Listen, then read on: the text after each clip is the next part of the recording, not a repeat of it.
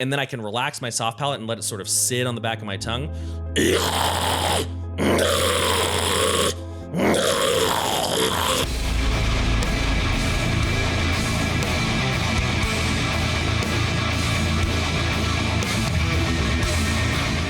What's up, you gooberinos? Mark with Kardashev Academy here, and today we're doing something kind of weird. Well, weird for me, probably not weird for you, but for a while now, people have been saying, yo, Mark, you should break down and react to one of your own band's songs. Because I'm in 3 bands, Kardashev, Never Breath, and Viremia, Kardashev being the most active of the 3. Now, I have always resisted doing this because, so ideally reactions are first time, and like clearly I've heard this song plenty of times.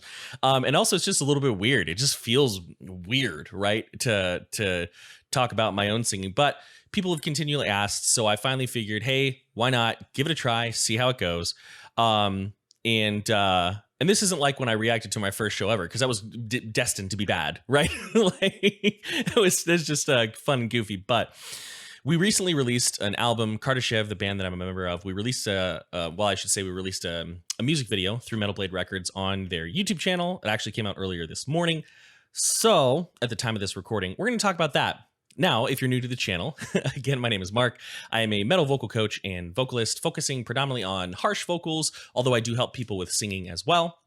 Just not quite as much. People mostly come to me for the grunts and the growls and things like that. What we do is we take the reaction format, or I guess in this video, the analysis format. We break it down, we have some fun, and we try to make it kind of educational. If you enjoy the content, please be sure to like, share, and subscribe. Hit the bell, helps the algorithm a lot. And if you really enjoy the content and you want to support the channel, you can check out our Patreon. It's a lot of fun. We have a lot of hangouts every month. The patrons get to vote on a video every month for me to do. This month is going to be a lot of fun. It's a band I'm not very familiar with, Silent Planet. It's going to be wild. But let's go ahead. I'm clearly stalling because I feel weird about talking about my own voice on my YouTube channel. So best way to do it is to rip off the Band-Aid. Let's go.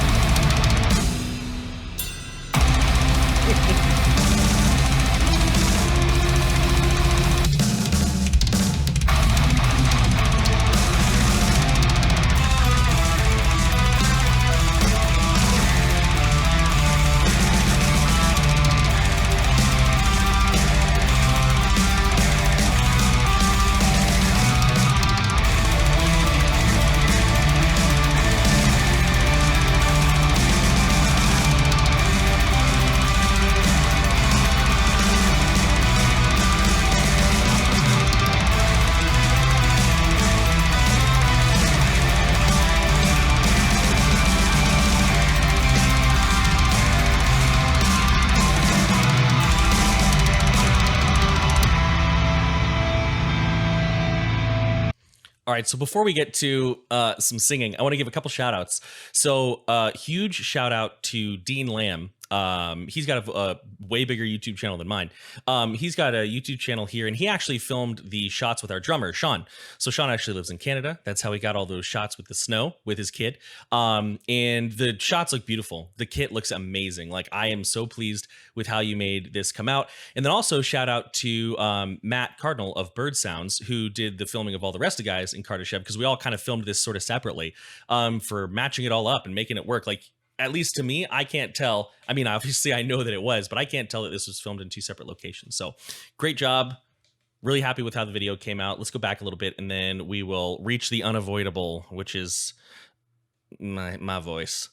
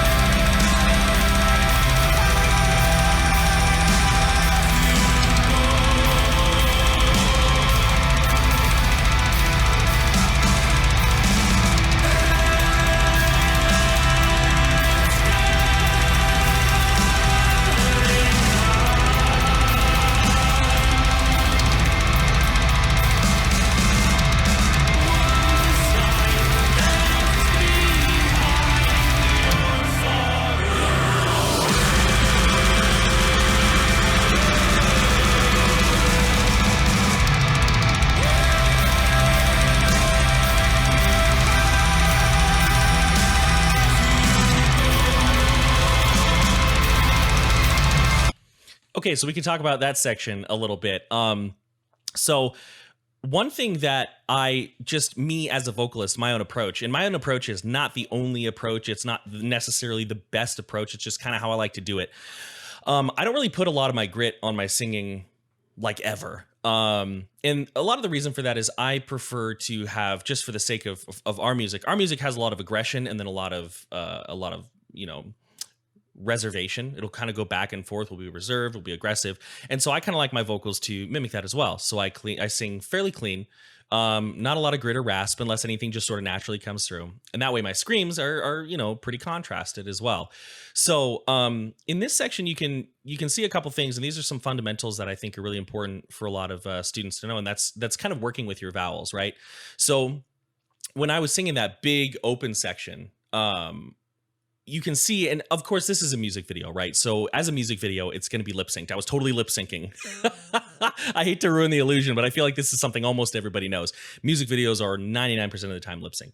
But I was trying to make my mouth be as correct of the shape as possible. Not only so it was a good performance, but so if anybody, was wanting to sing along with this song, if that's something you want to do, which is awesome, they could kind of have like a guidepost.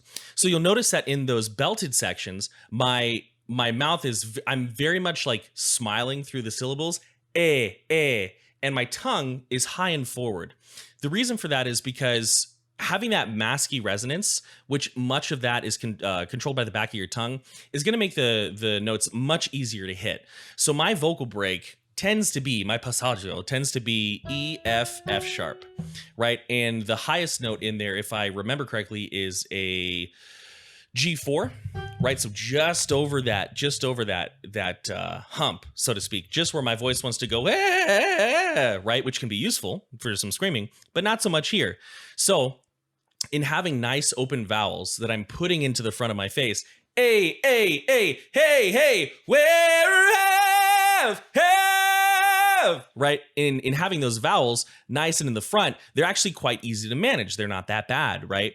And then also another thing I did is I focused on it being very chesty, right? You can hear that when I articulate the sound, hey, where have, there's a lot of my chest resonance in that space. Now, I'm staying super relaxed in my neck, and this is something we can all learn how to do. I'm not using any of these extrinsic muscles. This muscle, which I always forget the name of, I'm keeping out of the mix. My digastric muscle under my tongue, it's nice and relaxed. I'm not tightening it as I move through my pitch. That's allowing me, and I'm keeping the back of my throat open, almost kind of like thinking about expanding this space back here.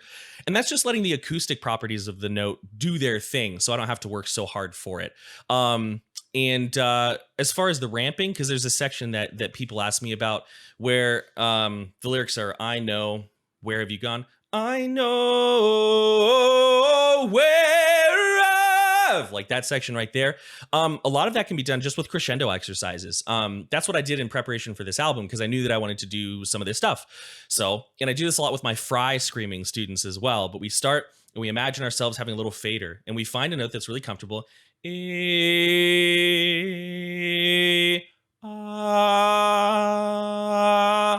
And as we do that, we can learn how to increase volume and resonance via the abdominal muscles, and thinking of this as just a relaxed space and our head as a volume producer. Let's keep going, but that's essentially how that goes.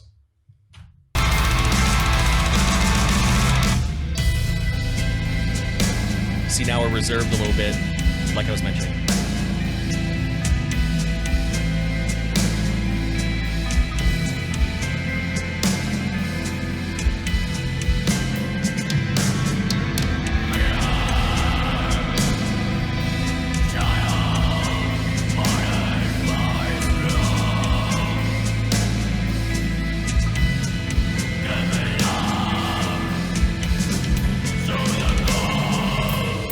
So those vocals are actually extremely easy to do. I really got into like the post black metal of like the early 2000s a few years back, and I was just like, man, I want to do this. Like early Lant Loss, although Melting Sun's amazing. Very excited for their new album. But I really got into that, and this is a vocal style that they used. And I remember when I was kind of trying to figure it out for myself, I was way overthinking it. This right here, this sound that when done with the right music, I don't think this sound works over everything. But when done with the right music, this sound is really just the old false chord bark exercise or the false chord sigh. You know, one of the ways that we learn false chord, depending on which direction we want to take our false chord, vocalization is the I had a bad day at work. And then I just take that sound and I put it a little bit higher. You know, we take our fear, child, right? And when we do that, paired with proper breath support, right? And again, thinking about that nice masky resonance, it takes all the distortion off of our throat. And it's quite comfortable to do. And you sort of want to approach this as sighing through the scream, right? We don't want to clench and push, especially on this scream, since we are allowing a little vocal fold engagement through. We are saying like, okay, true chords, you can phonate a little bit. So we don't want to squeeze this out. So I very much, whenever I'm going to do these vocals, I very much, one of my warm-ups is I just do like this.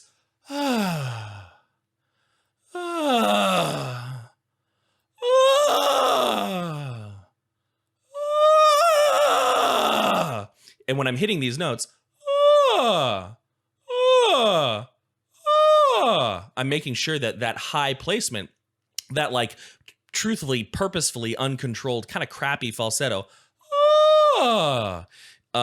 is super relaxed, and I'm not having any tension in my neck pulling it up. Right? And then we could just add some grit to that. And there you have that scream. That's about how that works. You know, it's all about resonance placement though. That type of scream where you're letting some of the true chord phonation through is going to be very uncomfortable if you don't have it placed properly. So if you're going to try that scream, which you should not start there, but if you're going to try that scream, don't be like, well, it's kind of uncomfortable, so I'm probably doing it mostly right. Like, no, it's either comfortable or it's not. Something to think about.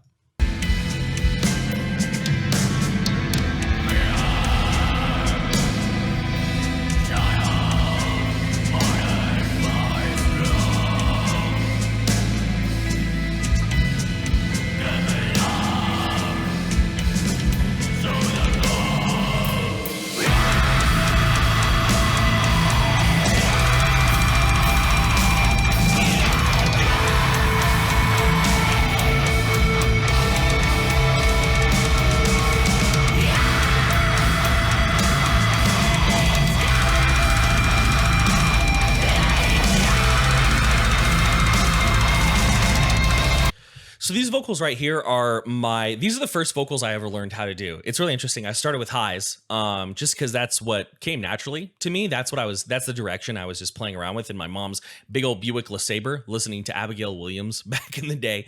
But this high vocal right here is, I I don't like to call it a false chord high because the engagement feels so different. It's almost entirely coming from up here, and this is very much an early deathcore high vocal, right? This is like early 2000s, mid 2000s deathcore high vocal, which is part of the reason why I use it a lot less now in our music. I mean, as you can hear from our music, it's not really the kind of genre, right? So I save it just for a moment here or there now. But essentially what this is this is just a little false chord grunt bridged up into a nasal space. And then we feel, when we do that, we feel the false chord engagement almost stop entirely, and we start to get a lot of rattle and a lot of distortion, actually from our soft palate, our tonsils a little bit, our postpharyngeal wall, which for some people, this type of screen can kind of hit your gag reflex a little bit since your uvula is going to shake around quite a bit. But you know, that's a really big concept with our metal vocals, is that our resonance is going to change our distortion. Where we place our resonance is going to be where our distortion wants to follow. It won't go to the all the way to the front. I'm not creating distortion with my septum right here. But what we do is we can take this that's your introductory 101 level false chord sound, and start moving it towards this placement. Yeah. Because you can hear if I take that false chord grunt, switch it with my true voice, it's just in my speaking voice. It's in my modal space, right? So then if I go, and try to do that as well,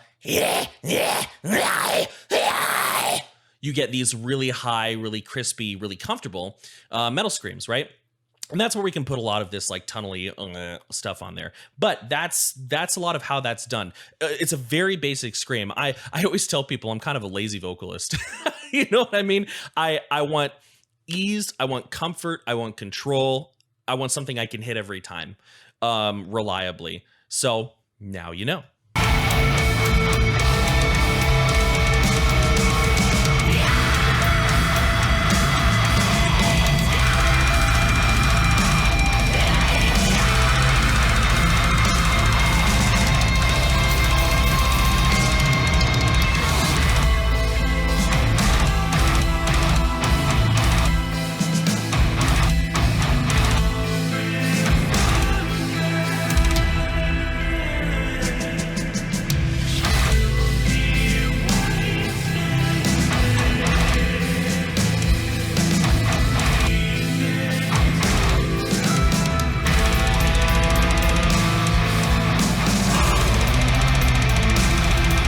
So that section is just some of the same basic clean singing, although I'm purposefully putting it up kind of high with a really breathy falsetto. Follow. What are the notes? I don't even remember. Follow along. Yeah, there it is. And I remember singing this super quietly and like leaning into the mic. And then we just have a vocoder on it, right? We just have a little bit of a vocoder and tons of reverb. Follow along the riverbed. Pretty much just that. And then the vocoder under there makes it sound kind of neat. Now that like sort of death metal, black metal bark, that's actually like 4 or 5 vocal layers. I remember in the studio being like, another one. And Nico being like, another vocal layer. And I'm like, another one. It's pretty much just every vocal I have minus a clean, just a quick cough. It's just a bunch of those layered together, blended in with a bunch of reverb. That's all. Nothing fancy. I love stacking up the vocal layers. I really do.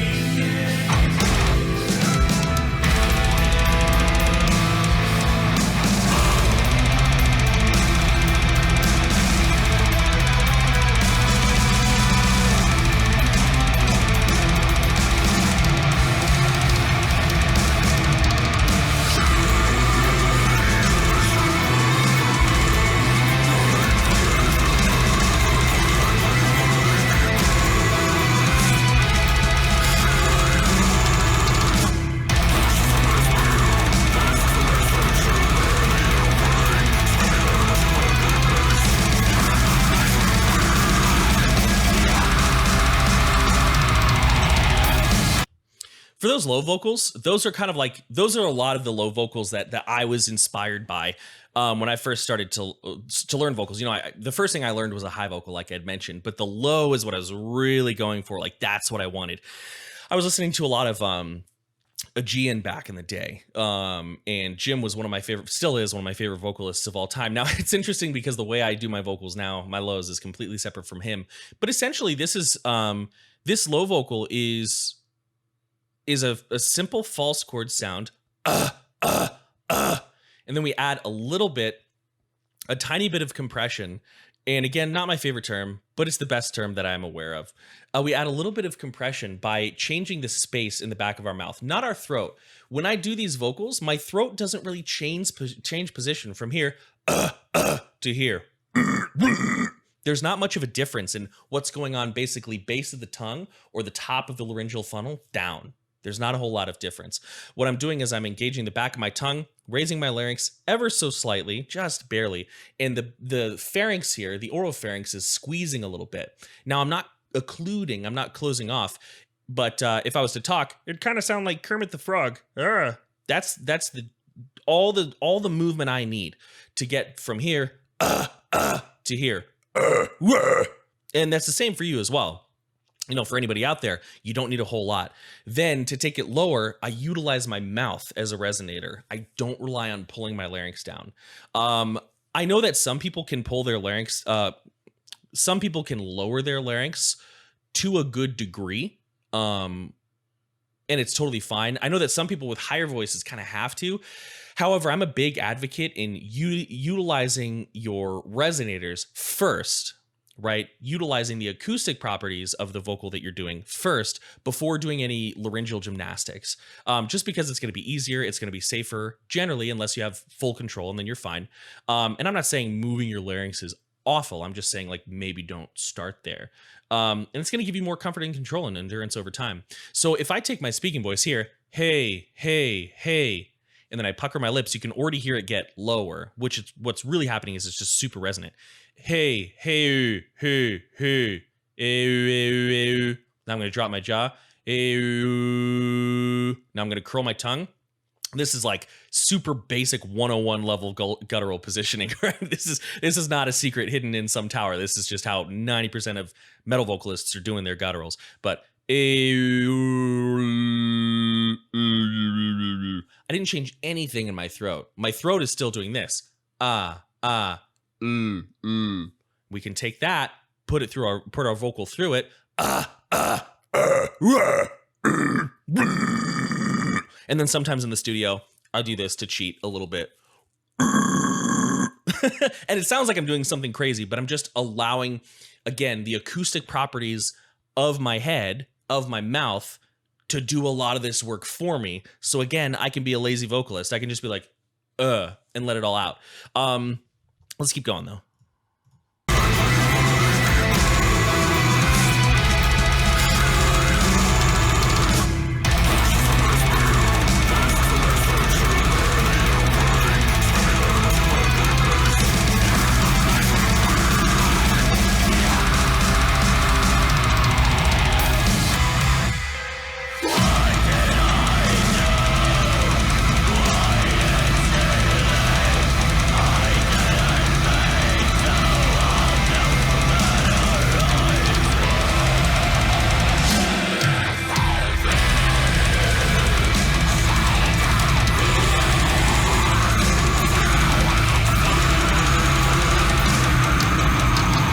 So there you could hear me do a little bit of like tunnel throat, high vocals, and you could see that by the tongue, right?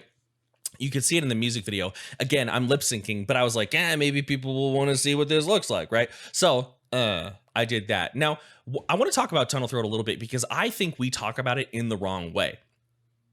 I noticed that a lot of the conversation about tunnel throat across the old interwebs, they're talking about the placement of the tongue. They're talking about the position of the tongue rather than talking about the sound, which is really interesting, right? Because when people talk about a guttural, they're not saying, you know, it has to be the tongue here. because it really doesn't. You can do gutturals in different ways. Really, as long as you're maximizing resonance and getting a sound that is that guttural like depth, then hey, it's a guttural, right? And so there's kind of become a mild a mild debate out there about what tongue positioning a tunnel throat is. I think it may be more valuable to talk about tunnel throat as a sound, and however you are achieving that sound is awesome and cool and great, right? So a tunnel throat sound, which I don't even love that term because we're occluding our airway. Like, how is that a tunnel? How a tunnel is a big open tube, and if I'm doing this, I'm causing all sorts of little secondary chambers inside that room. So I think tunnel throat's a weird name, but we'll speak the language. But anytime we're talking or utilizing a tunnel throat vocal, what we're doing is we're creating a secondary, mostly closed off space for our voice to resonate, right? So I can go here, you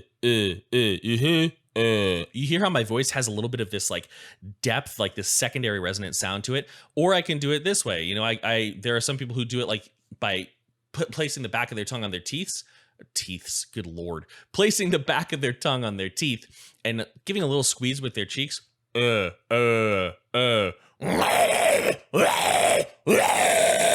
I've got a dip in my tongue, but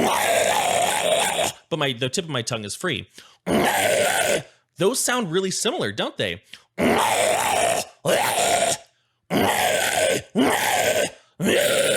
So I think those could all be called tunnel throat.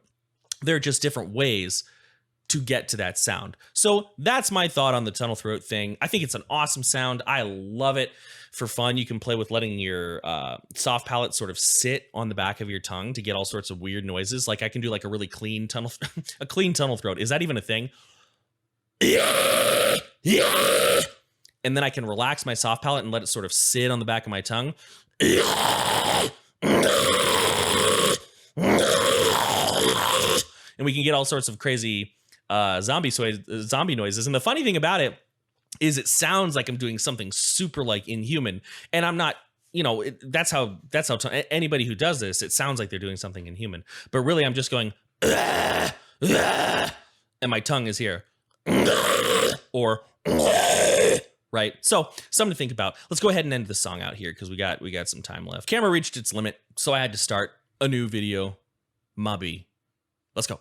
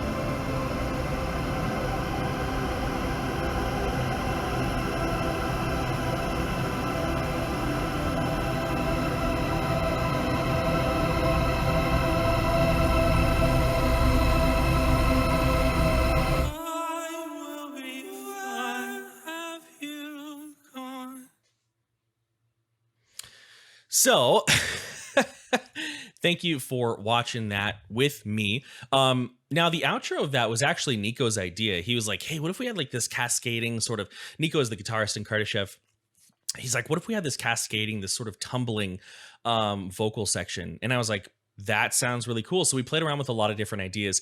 And with this, I really tried to channel a little bit of one of my favorite vocalists, one of my favorite singers. His name is Sufjan Stevens.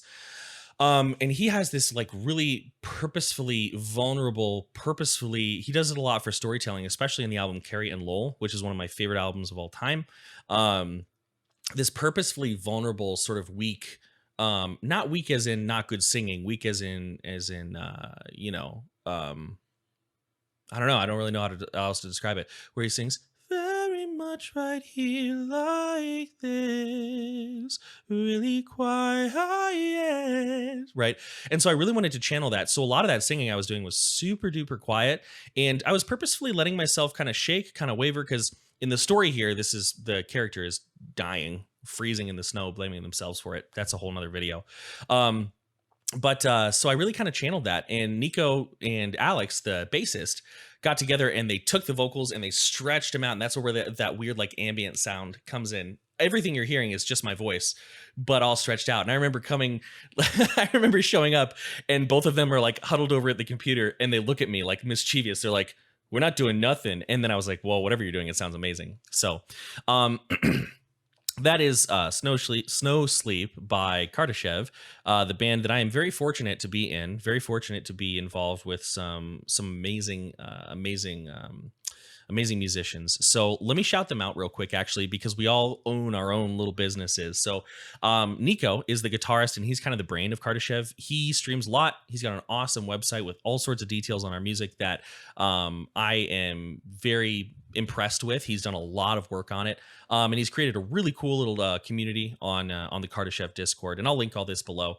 And he streams on Twitch, Kardashev Band. Sometimes I make an appearance when I can, and it's a lot of fun. Alex, the bassist, he is actually also the bassist in an amazing band called Holy Fawn. Like, good Lord, Holy Fawn is unreal how good they are. If you're really into like post metal and post rock and big ambient sections and like feels, then that's going to be the band for you. He also does a lot of artwork on Instagram, and it's Vulnerable Artistry, I believe. I'll link it below. And he does session work. So if you want, a bassist on your music and you like the bass in Holy Fawn and in Kardashev, he will do some work for you. You can message him on Instagram that way. And then Sean, our drummer, is an awesome dude. He does a lot. He has worked with Drumeo. He's got, I always get the name wrong, trackless drum loops. He creates a lot of loops for drummers to practice to. He's also got a social media marketing company that's super successful, and so he is a trifecta businessman, and we appreciate him a lot. He's also in a band called First Rain outside of Kardashev. So thank you very much for all of your work, you hardworking people. Dean Lamb, Matt Cardinal, appreciate you both. You've done a lot. And I don't think I've forgotten anybody. So again, like, share, and subscribe if you enjoyed the content. If you want to get some vocal lessons from me, you certainly can. Just email me using the email address below. Check us out on Patreon. And as always, many thanks. Much love. I'm out.